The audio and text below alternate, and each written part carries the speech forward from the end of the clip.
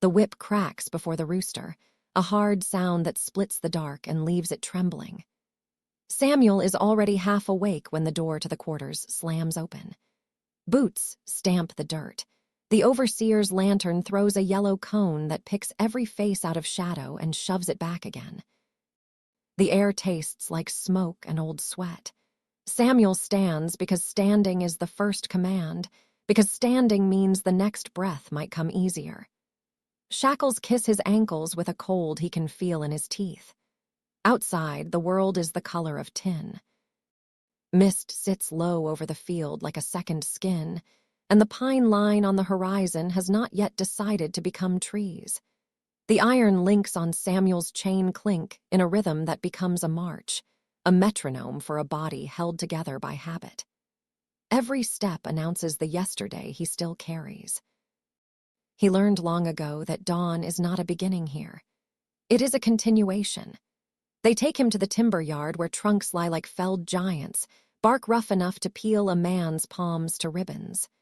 A mule team stamps and snorts, breath making little clouds that break apart in the dim. Samuel is not given a mule. He is given a harness. The overseer slips it over Samuel's shoulders and chest, cinching leather until it sits under his collarbones like a second, heavier set of bones. Samuel inhales shallowly, because shallow is all that is allowed. The mistress is waiting, a shawl draped over her white shoulders in a careful arrangement that says she had time for mirrors. Her face does not chase the cold, it wears it.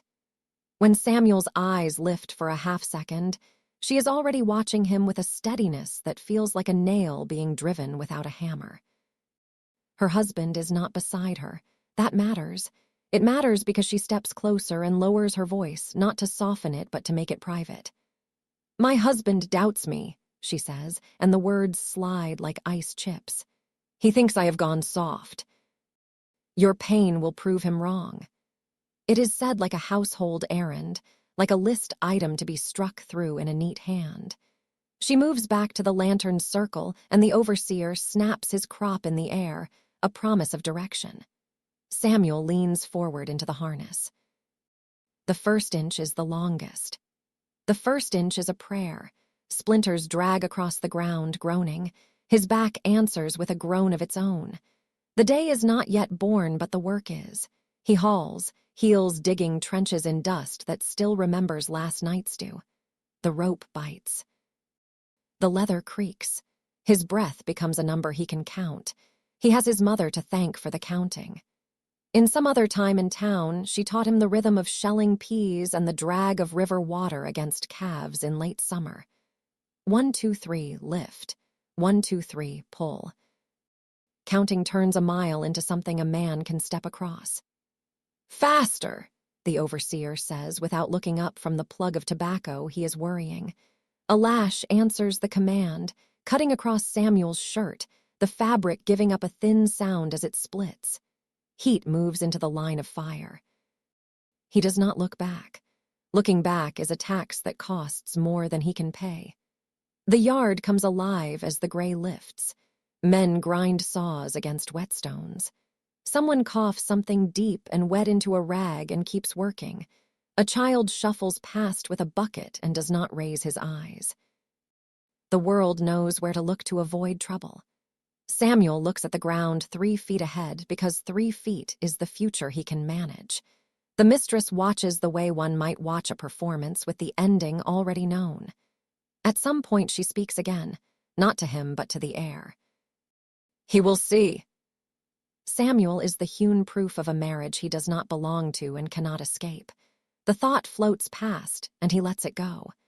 His mind has room for only a few things, and he chooses what stays: the counting, a river, a humming voice that braided mornings to evenings long ago.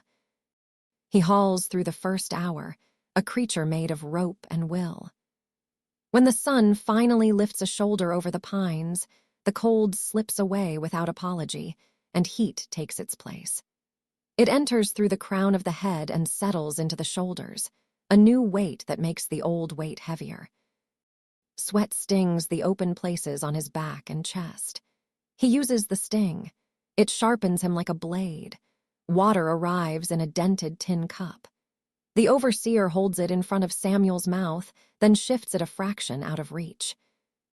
"Ask," he says, and the crop makes a patient circle in the air. Samuel keeps pulling. The cup waits like a promise that will sour if he speaks. The rope shudders. The log bumps forward. The overseer finally presses the cup to Samuel's lips and tilts. 2 swallows, no more. The water is warm, heavy with iron, better than any memory of sweetness. By mid-morning, the yard is full of motion. The harness has carved a groove into Samuel's skin he will carry long after the leather is removed. Every time he leans, he learns the lesson again, that pain can be both teacher and taskmaster. The mistress stands in a patch of shade she did not earn. Her eyes travel from Samuel to the overseer and back as if she is measuring a length of cloth. "Make him drag 2 at once," she says. The second log slams against the first, a dull thud that wakes a flock of birds in a nearby cottonwood. Samuel absorbs the new weight into the counting. The rope sings higher when stretched, a thin keen that threads itself through the yard noise. 1, 2, 3, pull. 1, 2, 3, pull. When the lash comes this time, it lands not as surprise but as punctuation. A small stone in the dust catches his attention, a blue-gray chip shaped like an arrowhead. He files it in his mind, a thing that is only itself in a place where everything is a sign of power. He thinks of the river again, how it talked around stones, how it learned to move despite obstacles, how it carried the sky on its back without dropping it. Toward noon, the mistress steps close enough that he can smell lavender beneath the ash and heat. Her voice is a clean blade. "You will not cry out. If you do, he will say my heart is weak." She is asking him to participate in proving a lie true. He meets the ground with his eyes and does not answer. Silence becomes the only possession that has not been stolen yet. When the bell finally rings, it is not mercy. It is a shifting of labor from one cruelty to another. The harness comes off. The iron stays. Samuel's shoulders sing a low song he cannot translate. The overseer nods at the stack of timber that has inched its way across the yard under a man's body. The mistress nods at nothing at all. As they lead him away, the rope tugging at his wrists, Samuel names the morning under his breath so he can find it later. Tin sky. 2 logs, lavender and leather, a blue-gray stone like an arrowhead, the lash that said faster, the cup that said ask, the voice that said prove. On this plantation, devotion is tallied in bruises. Proof is measured in breath taken without permission. Samuel walks, and the chain at his ankles answers with its small, relentless music. In the ledger of their marriage, his pain has been entered as evidence. In the ledger of his life, the counting continues. Rain fell the night before, heavy enough to turn the yard into a basin of mud. The ground drinks it slowly, leaving shallow pools where the sky sits in broken reflections. Samuel is marched out before the others, his ankles bound with chain, the overseer tugging the rope as though leading an animal to spectacle. The mistress waits already, her shawl gone this morning. She stands bare to the damp, her hair pinned with a precision that mocks the dripping yard. She points to a patch of mire where the ground swallows a man's heel in one slow gulp. "Kneel," she says. The word drops heavy. Samuel lowers himself into the mud. His knees sink, cold water climbing the fabric of his trousers until it touches his thighs. The earth clings, gripping him with a wet insistence. When he tries to straighten his back, a sharp crack lashes the air, warning, not punishment. The overseer holds the whip loose, but ready. Samuel bows his head, breath uneven. Time becomes a circle. The first half hour is marked by silence. Slaves shuffle past toward the fields, carrying baskets and tools, their eyes darting then away again. They know better than to pause. Looking at Samuel too long is to risk sharing his fate. The mistress breaks the quiet with her laughter. She holds a piece of bread between her fingers, crust torn from a loaf baked for her table. She dangles it inches from Samuel's lips, close enough that the smell, yeast and salt, still soft from the oven, curls into his nostrils. His stomach tightens into a knot that growls loud enough for her to hear. "You want this?" she asks, her voice coated in false sweetness. She lowers the bread until Samuel opens his mouth, instinct stronger than will. At the last instant, she snatches it away, tossing it into the mud where it sinks half beneath the surface. Her laugh cuts sharper this time. "Dogs fetch scraps, but you are not even a dog." The other slaves pretend not to hear. They adjust their grips on hoes, tighten straps around baskets, eyes locked forward.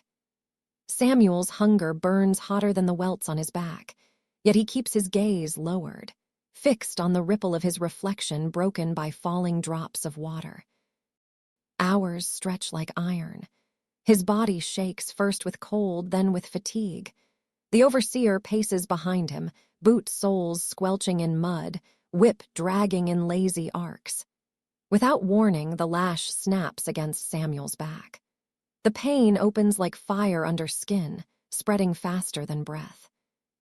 Another strike follows, then another, each landing with the sound of torn cloth and flesh. The mistress does not flinch. Her eyes never waver toward Samuel. Instead, they stay fixed on her husband, who has emerged from the porch to watch. He leans against the rail, arms folded, lips pressed into a line that offers nothing. She performs for him, every cruelty a gesture, every command a vow that she will not soften. "Again!" she tells the overseer, and the whip obeys. Samuel's vision blurs. The mud clutches tighter as if to pull him under, to bury him before death can come. His mind reaches elsewhere, anywhere. In the crack of the whip, he hears not leather but rhythm, and with rhythm comes memory, his mother humming while shelling beans on a summer porch, her voice a quiet river moving between rows of song. He hums under his breath, so soft it is only for himself.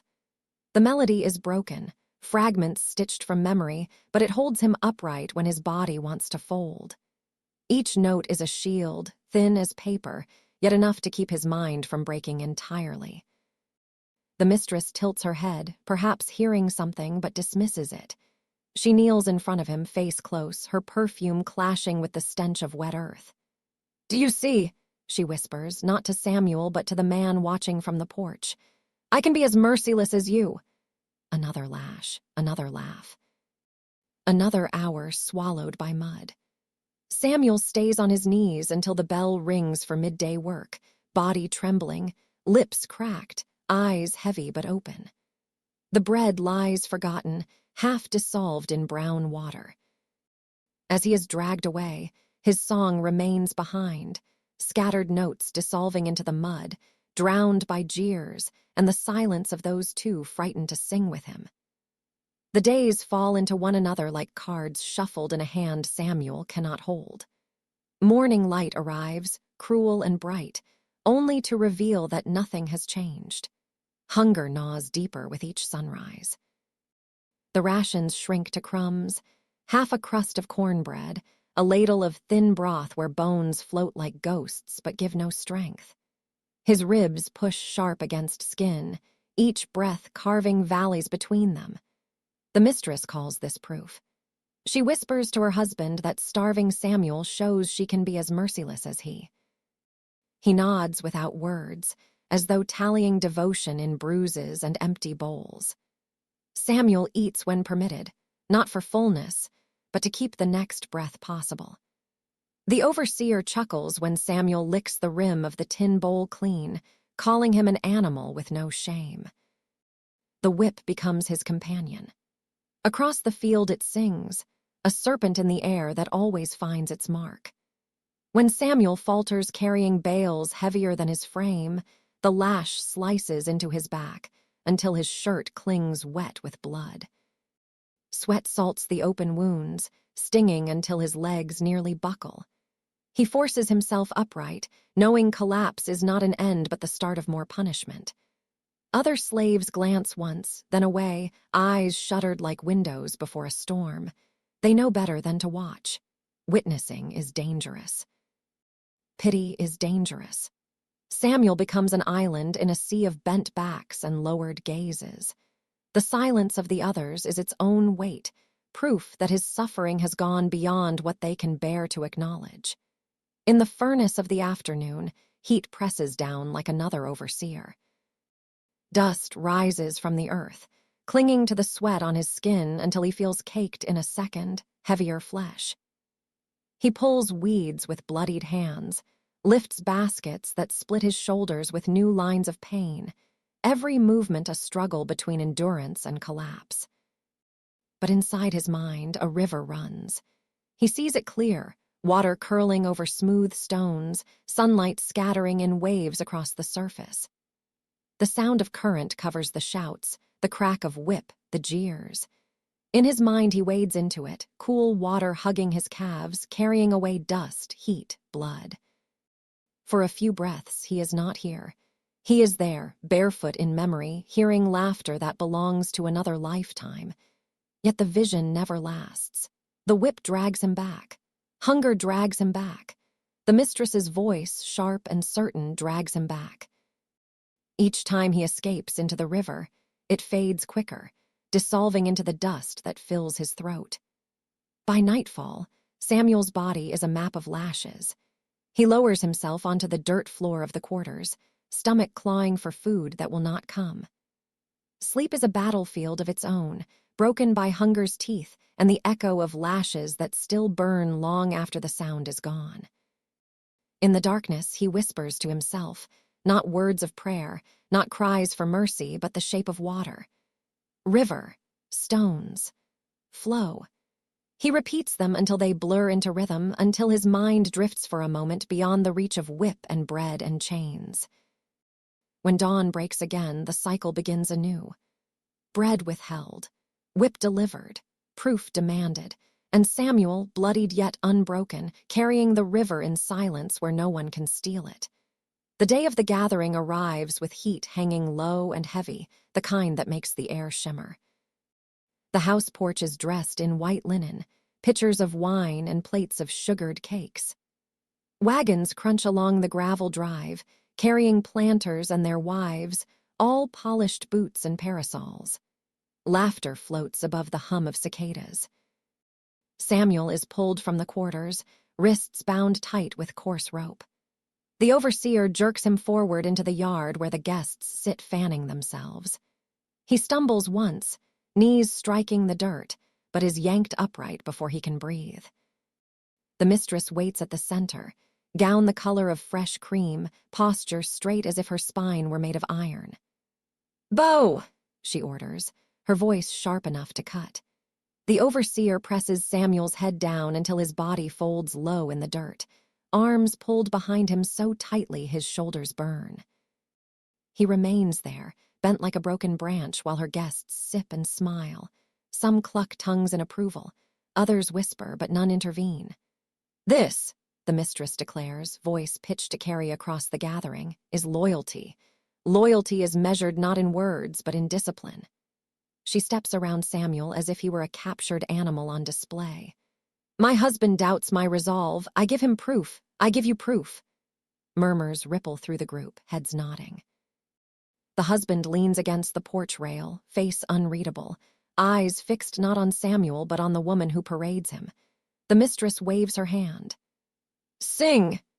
Samuel lifts his head, lips parting in confusion.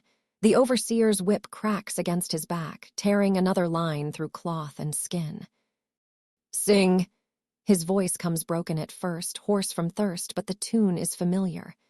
A hymn one his mother once hummed under her breath in a cabin dim with firelight.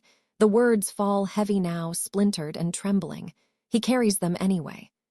"Louder," she commands, another lash.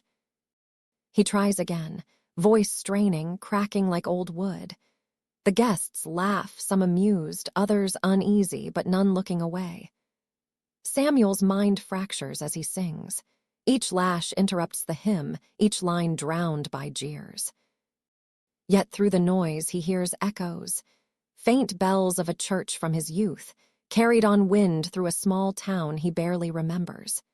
He holds onto them, clutching at the memory as though it might anchor him. But each strike rips him further from it, until the bells fade, leaving only the sharp echo of laughter. Tears prick his eyes, not from the pain of the whip, but from the knowledge that his dignity is being offered as entertainment. His song is not his own anymore. It is twisted, paraded, turned into spectacle. The hymn that once lifted his spirit is now weaponized to drag him lower. The mistress smiles as if she has won something unseen. She gestures toward Samuel with a flourish. "You see, obedience made visible, pain made useful." Her husband nods once, the faintest mark of approval, and she beams as though she has claimed a victory. When the song finally dies on Samuel's lips, silence falls. Not the silence of respect, but the silence of a show ended, of attention ready to turn elsewhere. The overseer drags him back, leaving streaks of blood in the dirt where he knelt. That night, Samuel lies awake, body throbbing, voice raw. He replays the hymn in his head, not as they forced it from him, but as his mother once sang it, gentle, steady, a thread binding heaven to earth. But it feels different now, scarred, tainted by their laughter. For the first time, he fears even his memories are not safe. In the tally of cruelties, this is the sharpest cut, not the whip, not the hunger, but the theft of the one thing that had been his voice, his song, stripped and twisted in front of strangers until it no longer belonged to him. Darkness should bring mercy. For most, it means bread, rest, the brief comfort of a bed or straw. But for Samuel, night is sharpened into another blade. The mistress has decided that sleep itself will be stripped away, another proof of her devotion. Lanterns line the field, their flames flickering like watchful eyes. The overseer thrusts a shovel into Samuel's hands and points to the soil. "Dig," he orders. His voice is flat, indifferent, as though the command is no different than breathing. Samuel's body sways, already broken from the day's labor. Blisters peel across his palms, his shoulders scream with the memory of whips, yet he lowers the shovel and begins. The blade bites into damp earth, lifting clumps that fall back heavier than they should. Every motion drags against him like chains inside his bones. The mistress watches from the edge of the field, her husband beside her in a chair. She sips from a porcelain cup, the steam curling into the night air. Her voice carries, clear and cold. "If he sleeps, he proves me weak. If he digs until dawn, he proves I am strong." Samuel's world shrinks to the circle of light around his lantern. Shadows stretch across the ground, bending into grotesque shapes that twist and sway as if mocking him. His breath grows shallow, wheezing between clenched teeth. He digs because digging is all there is. When his knees buckle, the overseer throws a bucket of water across his face.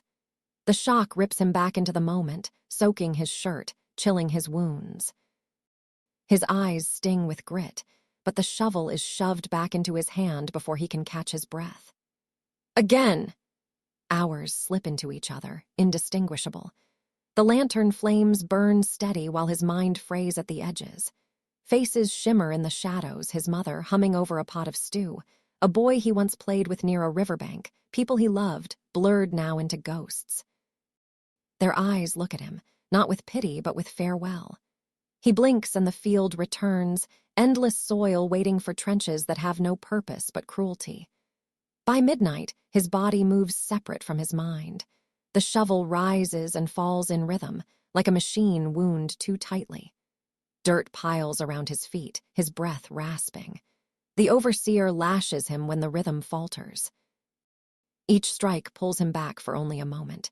Then his thoughts dissolve again into fragments, a river carrying stars on its surface, bells tolling far away, his mother's hands folding his into prayer.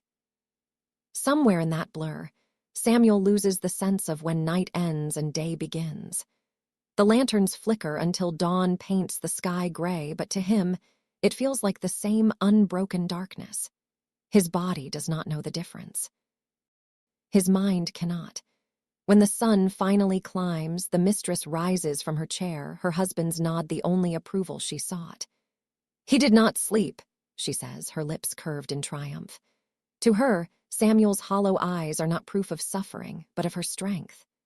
Samuel drops the shovel, hands raw, arms trembling. He no longer feels the dirt beneath his nails or the water dripping down his back. He only feels the emptiness where night and day used to live, a hollow space where time itself has been beaten into silence. In that stillness, he realizes something terrifying. Rest is no longer his to remember. He cannot find the border between waking and dream. He digs in both. He suffers in both. He exists in both, and so the night never ends. The sun is merciless that morning, swollen and white, a hammer pressing down from the heavens. The mistress chooses this day for her cruelest proof. She walks into the yard with her husband at her side, steps crisp, eyes sharp as glass. Her voice is calm, too calm, as she issues the order. "Strip him! Tie him to the post!" The overseer obeys without hesitation. Samuel's shirt is torn from his back, the fabric peeling away from wounds not yet healed. His trousers are pulled down to his waist, leaving him bare to the heat and to the gaze of those who gather to watch. His wrists are bound to the rough wood of a post planted deep into the yard. The rope bites into swollen skin until his arms are stretched, ribs exposed. The sun takes him quickly. Within minutes, sweat beads across his skin, stinging open welts. Soon it dries, leaving salt crusts that burn like fire. The heat blisters his shoulders, face, chest. He licks his lips but finds only dust. His tongue thickens, mouth splitting with cracks that bleed when he swallows.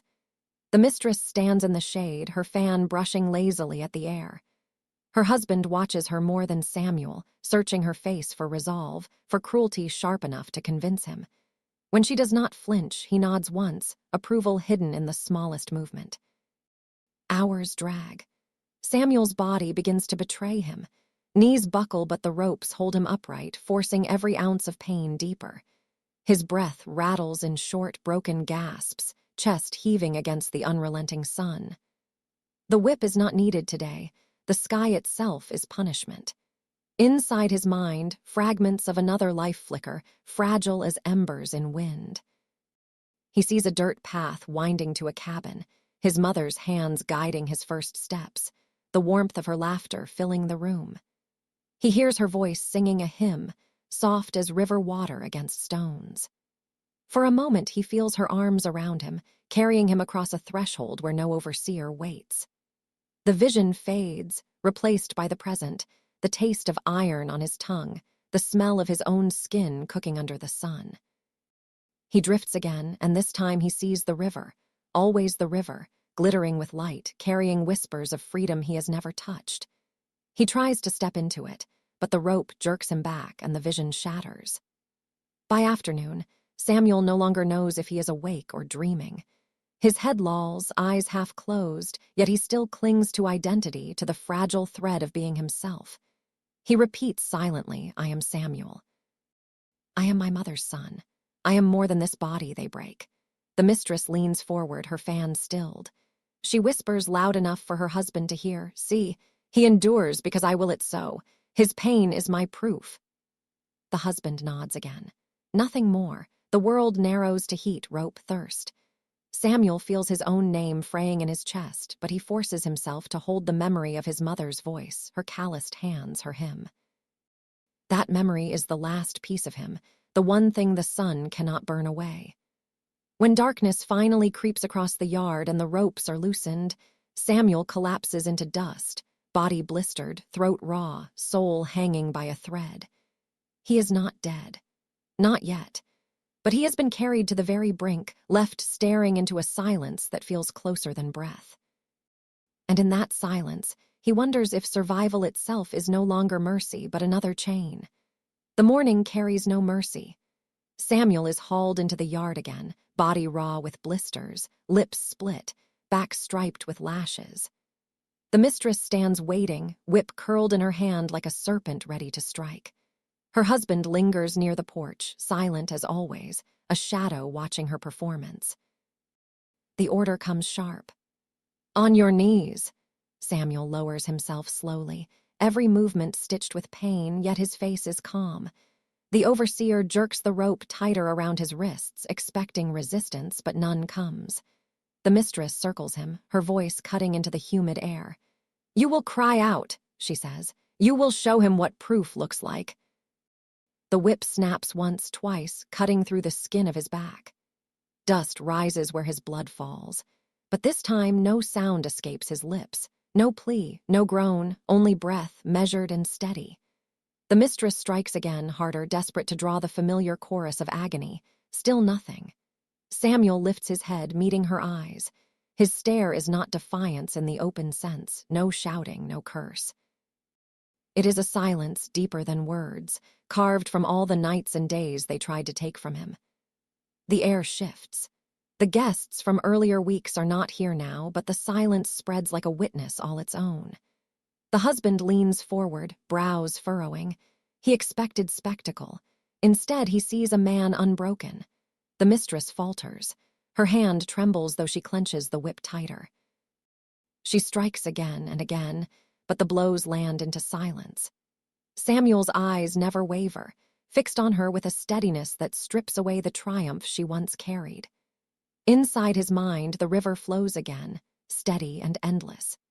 He sees his mother's face clear for the first time in years, her smile warm, her song wrapping around him. He is no longer bound to the post, no longer shackled to their cruelty. In his silence, he is elsewhere, whole, remembered, alive. The mistress steps back, whip slack in her hand. For the first time, she feels a shiver of fear. Not fear of Samuel's strength, his body is broken, but of his refusal to surrender the last piece of himself. Her cruelty depended on his cries, on proof that she had power. Without them, she is left striking at emptiness. Her husband's eyes narrow. He says nothing, but she feels his disappointment. Proof denied, loyalty questioned. Samuel's silence has not only unsettled her, but also cracked the fragile bond she sought to mend. The overseer raises his crop, awaiting command, but the mistress lowers her hand. Her voice is tight, brittle. "Enough!" Samuel is dragged away, but his gaze lingers on her. That silence follows her long after, echoing louder than screams ever could. She dreamed of proving herself strong through his pain. Instead, she finds herself haunted by a man who, in silence, refused to belong to her cruelty. For Samuel, there is no victory here, no freedom, no escape. His chains remain. His body still bleeds. But in that moment, he has taken something back. They wanted to own his cries, his surrender. He gave them nothing. And nothing, he learns, can be stronger than everything they tried to take. The end comes not with thunder, but with quiet collapse. Samuel is driven into the fields under a burning sky, forced to lift tools his hands can no longer hold, ordered to labor with legs that tremble beneath him. His body bends once more, then does not rise. He sinks into the furrows he has carved, chest rattling, lips cracked and silent. The overseer prods him with a boot, but Samuel does not move. The mistress watches from the edge of the field, arms folded, face composed in its practiced stillness. Her husband waits for her reaction. She nods once, sharp as a blade. "Leave him," she says. "He has served his proof." By dusk, Samuel's body is dragged to the far edge of the property where the soil is stony and the grass grows thin. No prayers, no markers, no name spoken aloud. A shallow hole is cut into the ground, his body dropped like refuse, covered with earth until no sign remains. The overseer spits once into the dirt, then walks away. But Samuel is not gone. His silence lingers like smoke that refuses to clear. In the weeks that follow, the mistress dreams of him. She sees his eyes, unflinching, steady, a mirror she cannot turn from. In her sleep, she hears no screams, only the absence of them, louder than any cry. Her husband does not speak of Samuel, yet sometimes she feels his gaze too, measuring her loyalty against the ghost of a man who refused to break. The fields whisper his memory in the rustle of cornstalks. The river carries his name, though no lips speak it. Other slaves glance toward the stony edge of land, not daring to look too long, yet knowing something remains there, buried but not erased. The story closes not with Samuel's defeat, but with his silence carved deeper than any lash.